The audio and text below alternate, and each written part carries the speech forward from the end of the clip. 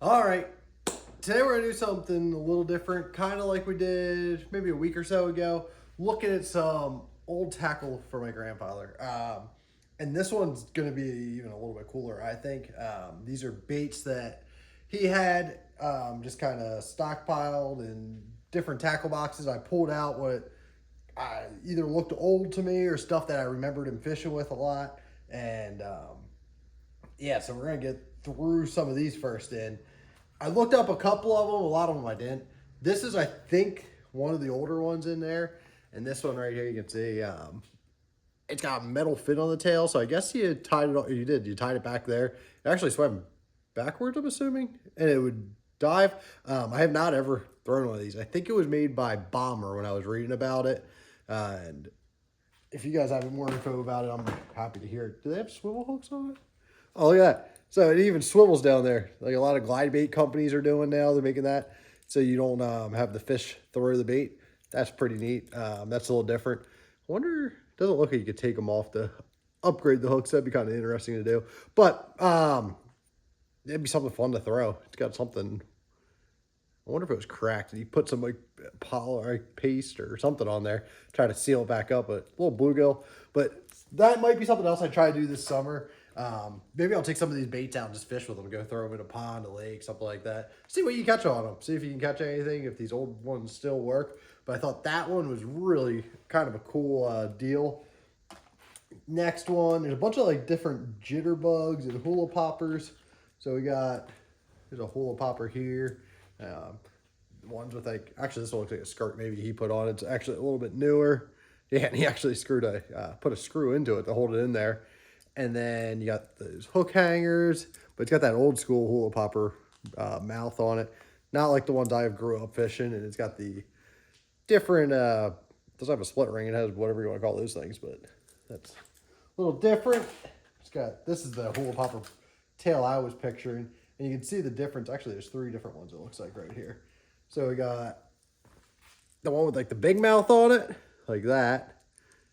We got that one I was talking about before, which I can't tell if that's actually cracked there or if that was designed like that. And then this looks like this is a newer one, I believe, that has just the typical mouth, that big wide skirt. It's a little guy. It's got a single treble hook, but I think that one's fairly new. It looks, yeah, it's kind of cheaper looking. But these guys, I believe, are very old. Something that he probably fished with when he was younger as a kid.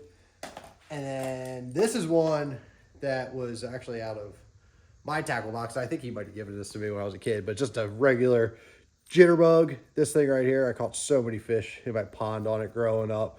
I actually would fish with these at night in my pond, and the bass would come up and eat it, but also the channel cats would come up and eat it. Like the first time I can remember this, like it was yesterday, I was probably 12, and I was out in my pond fishing, and I heard this giant blow up on this bait, and it was a big old channel cat, so that was kind of cool.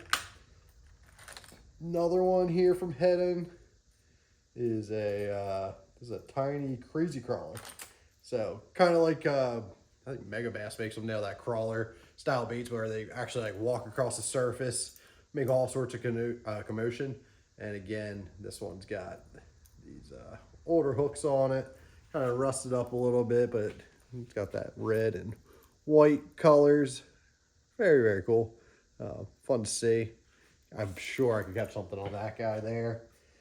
A couple more jitterbugs. We got just a straight black one, which I always like them, and then more of like a froggy looking colored one. Got those. A couple more jitterbugs. Big fan of those apparently. You can see these guys too. A couple different colors there. I don't know anything about these ones. I wonder if they have a. No, it just says Fred Arbogast, who made them. Patent numbers were on them. They're worn. If I really try to read them, I might be able to see them. I don't know if they give you a date on that too. Let's see what's next. These are ones that he loved fishing these things. I think they were called red fins. I might even say it on there. Yeah. Okay, thin fin. All right, so I think there's actually two here.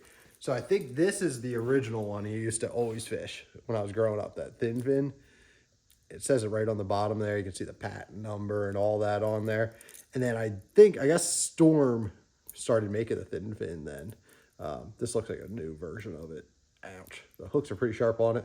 But you can see kind of in comparison, same ideas of the bait. I'm sure they just brought it back and started making it again. But he used to catch a lot of fish when we'd go out and toss these around. I can remember some pickerel he caught on them and all that up in the Poconos, up where he had a house up there where we go during the summer, or summer cottage. He used to get offended when we would call it his cabin. It was not a cabin, it was a summer cottage. Then we got this one. This looks like a storm. It's a Storm. It's got metal lip in it. Again, that older looking bait. I don't know if that one's real old or not, but kind of cool. And then it looks like I would assume a bomber of some sort right there. That guy, let's see if we can get him untangled. This one I'll come back to in a little bit here. If I can get that undone. This guy's interesting. This is a head-on River Run Spook Sinker. I don't know what that means. I'm guessing it, maybe, I guess it dives with the lip on there. I'd be interested to throw that to see what it does. That's something completely different. I've never saw that one before. Have you seen this one before? Let me know what you think of it, if you fished it.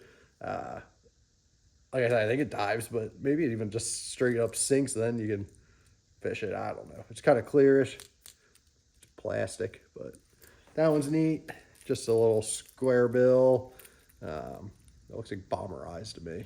And then this guy here, I'll get into that one in a little bit. That's going to be in another box. That one should not be in that one until we get these ones separated. We got the, I don't know what that one is, but this is a Storm Thunderstick, or Thunderstick Junior. That one's just like a wake bait. If you watched years ago, back in 2018, my first year fishing the FLW, or second year fishing the FLW tour, Scott Martin was throwing something just like this one. It might have even been a Thunderstick. It's a wake bait, stays just under the surface. Springtime fish, absolutely love this one. So that one actually might get put in my tackle box. That might be one of my baits I start using here when I'm fishing tournaments. This one, does this say what it is on there? It's a Fat Wrap, Rapala Fat Wrap. So this one's actually, it might be wood. I'm not 100% sure on that. Maybe not. It looks like he's got some epoxy on it too. But got one of those in there, something different. I can remember playing in his tackle box as a kid growing up and always looking at it. I like the frogs. And this guy, I think it's probably maybe a snag proof. You can see there that hook is very sharp, but very rusty. Yeah, that's a tetanus one there. You don't want to get stuck by that one. This side did all right, but something different.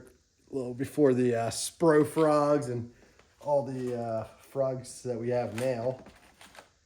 Here's a Daredevil spoon. This one needs some hardware on it. It's got just the spoon itself. And then there's a couple more old baits here. These are just the, what's that one? It's an original Rapala. This one was like a Finland one, so I guess it's when they're still made over there. I don't know if they all are. There's another Rapala. That one looks like a Rogue of some sort. And then that's just a newer Shad Wrap. But a couple of those. So that was kind of cool. I thought that was something interesting to share. I think this one's probably my favorite. That one, it looks the oldest. I think it is. I'm sure it was my grandfather's. I'm not sure. It could have even been his dad's. I'm not sure about that. I never talked to him about that before, but yeah, I'd be curious to see that. And then I want to show you one other box, which is kind of interesting. Put these ones away. And that is that one we pulled out of there. You guys see it's kind of just kind of rough and beat up looking. Well, this is what it originally was. I'm not sure if that's a Rapala too or not, like an old school one. But that was like one of his favorite baits. And him and his buddies that would go to Canada, this is what they threw. They caught smallies and pike and walleye and all sorts of them on it. So he actually started carving them. And you can see here's one that was like half done. He got the carved it, could put all the hardware into it. You need to add a lip to it still. But then he made a bunch of them like that. Let's see if I can get you a decent shot here. You can see he made just a hand carved a bunch of them then. So something cool, just something to have. A little different than the rest of them. Again, maybe some point in my life I'll try them, or even this summer, and see if we can't catch something on them. I don't know, he made these not that long ago, but that was something he was always working on or tinkering, and he was a builder. He liked to come up with new ideas and make some of them himself. So it was fun, that sort of thing. He's got lead for pouring saltwater baits, and here's the stuff for carving those. You gotta be careful with that. That's a razor blade. Bag is ripped down there, so we'll clean that up after we get done. And the last thing I want to show you is this old tackle box. And this one, I don't know if this was, again, I would guess this was probably his. I looked him up real quick. It's called, what's it say on it? Victor, and it's Lititz, PA, which I'm from Pennsylvania, so this actually isn't too far from where I grew up. It was, Atco was the company. Yeah, Lititz, PA. So this is an old, they said that in the 50s and 60s, just quickly Googling it, is when these tackle boxes were made. So I have not opened it yet. Oh, there you go. Kind of rough. I don't know what this is. Not sure what that was. There's a weight in it. I'll bring it over. I'll show you guys everything that's in there. This stuff isn't all that old. I don't believe that's in there. Just some hooks and kind of honestly some junk, it looks like. Bags for putting more baits in. You got that guy for putting some hooks and weights. That's kind of rusty too. Let's see what we got with that one. Lindy rig, walleye fishing. Got that. Here, let's see. Oh, look at that. That's cool.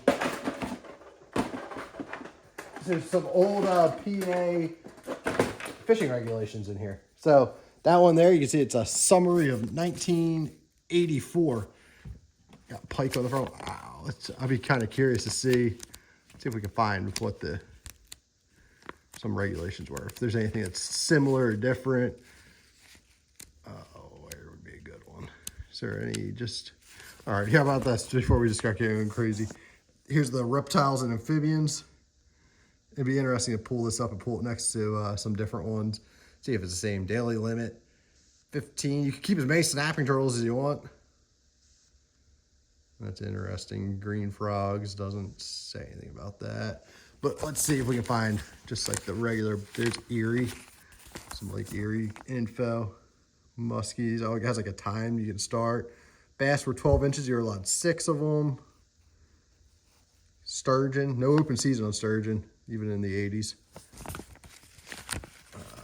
Let's see what else. Ah, there you go. Learn how to know the pike family right there. You can see those different ones right there. That's kind of cool. They give you some distinguishing features. I thought they would have just like the whole generics. I'm sure it's in here somewhere. But it's got, that's Lake Erie. What's that one? An armor pike? I don't think they even stock those anymore. Wonder if there's any of those even just swimming around anymore. There's Conowingo. Oh, here we go. All right, so trout. All species, regular season, April 14th through midnight Labor Day, 7 inches. You can keep 8 of them. There's some extended seasons, muskie. Oh, I wonder if you call it, I don't think you ever call it muskie. Maybe. And then bass. Look at that. It's kind of cool to take a step back in time. I believe we're still allowed 50 inches for them. Striped bass and hybrids, I know that got bumped up to, I believe it's 18 inches now. Still allowed 2. Let's see what else we got. Some shad, no minimum year round. Yeah, so what else we got? We got an 87. I wonder if we got an 88 or 89. There's an 88. So these ones were all before I was born. I was born in 89. Oh, here's a 25% off coupon for 2 dozen night crawlers. Wonder where that goes to. Kmart, Sports Center. But yeah, I don't know. Just something fun to look at. Maybe it takes you back if you used to fish with some of this stuff or you recognize it. I'll clean out these old hooks and probably junk all that stuff because they're kind of rusty. keep the lead stuff, and that can get put in, either melted down to use for something else, or whatever. So something fun to show you guys. Appreciate you following along. If you like when I do this, let me know. I got some saltwater stuff I could go through and show you too that I haven't thrown out yet, that wasn't just rusty or junk. But yeah, something to show you. Hope you have a good day. Thanks for watching along and following and all the support from it. So we'll talk to you again soon, and have a great day.